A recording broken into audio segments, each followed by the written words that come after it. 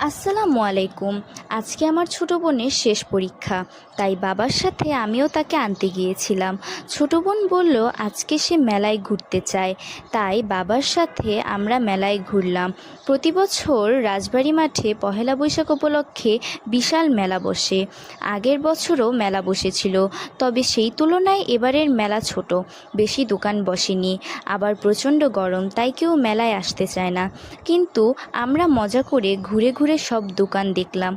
নানা জিনিসের দোকান বসেছিল। দেখলাম নৌকা, তবে নৌকায় উঠতে আমার বেশ ভয় লাগে। পাশেই ছিল অন্য আরেকটি রাইড। দেখতে পেলাম চুড়ির দোকান। চুড়িগুলো দেখতে খুব সুন্দর ছিল। যাই হোক, হাঁটতে হাঁটতে চলে গেলাম মিষ্টির দোকানে।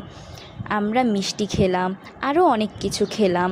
একজন লোক খুব সুন্দরভাবে জিলাপি বানাচ্ছিল, সেটা দেখতে আমার খুব ভালো লাগছিল।